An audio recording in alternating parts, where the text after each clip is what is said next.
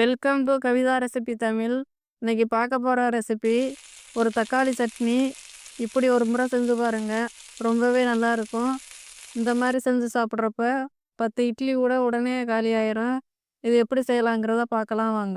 First இந்த recipe செய்கிறதுக்கு பெரிய வெங்காயம் 2 பெரிய வெங்காயம் கட் பண்ணி எடுத்து வச்சுருக்கேன்.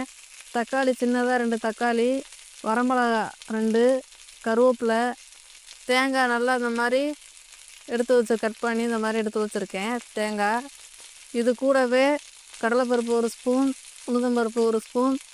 நீங்கள் பொட்டுக்கடலை இருந்தால் கூட இது கூடவே சேர்த்துக்கோங்க, நான் சேர்க்கலை. இதை வச்சு எப்படி வதக்கலாங்கிறத பார்க்கலாம். இப்போ ஸ்டவ்வை பற்ற வச்சு ஒரு கடாய் எடுத்துக்கோங்க.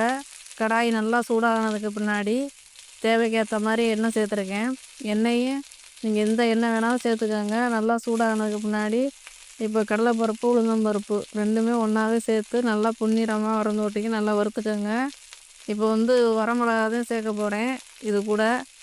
இப்போ இந்த வரமிளகா நல்லா இந்த மாதிரி வதக்கிக்கோங்க. நான் காரம் அதிகமாக இருக்கும் அந்த மிளகாயில், அதனால் 2 தான் சேர்த்துருக்கேன். இது கூடவே பூண்டு, இஞ்சி 2 கொஞ்சமாக எடுத்து வச்சுருக்கேன், அதையும் சேர்த்துக்கோங்க. தேங்காய், இந்த தேங்காவையும் இதில் கொட்டி நல்லா வதக்கிக்கணும். கருவேப்பிலை, ஏன்னா நல்லா வதங்கிறதுக்காண்டி முன்னாடியே சேர்த்துக்க.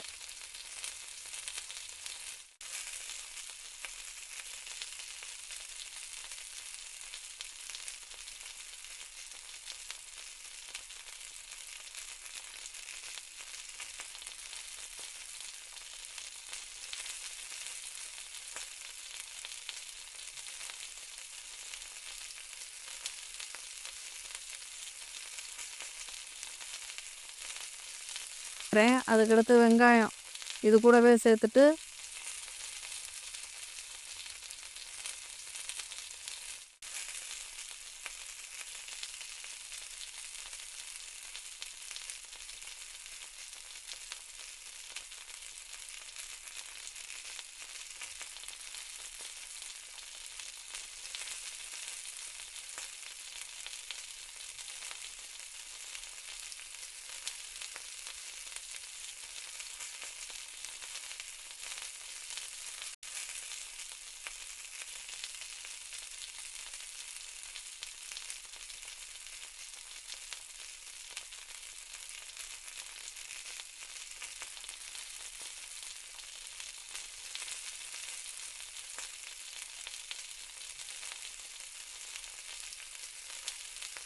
இதிலவே பெருங்காயத்தூளும் கொஞ்சம் 1/2 டீஸ்பூன் சேர்த்துக்கோங்க. சேர்த்து நல்லா வதக்கிட்டேன்.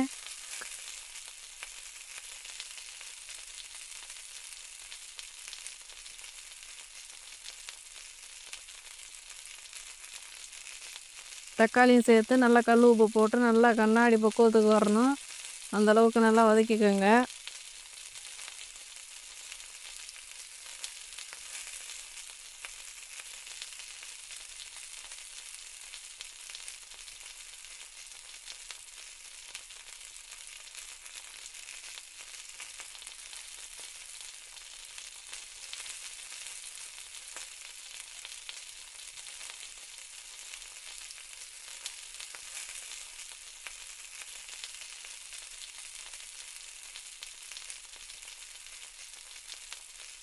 காரத்துக்கு ஏற்ற மாதிரி நீங்கள் மிளகாய் கூட்டி குறைச்சி சேர்த்துக்கோங்க, அது உங்கள் விருப்பமே. இந்த மாதிரி நல்லா வதக்கிட்டு ஒரு தட்டில் ஆற வச்சுக்கலாம்.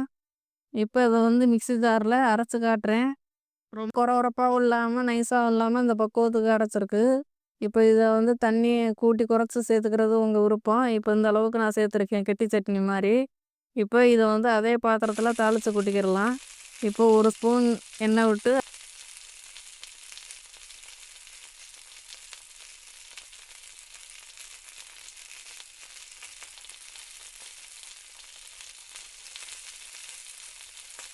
அதில் கடுகு உளுந்தம் பருப்பு சேர்த்து கருவேப்பிலை சேர்த்து அப்படியே இந்த தக்காளி சட்னிலாம் சேர்த்துக்கலாம்.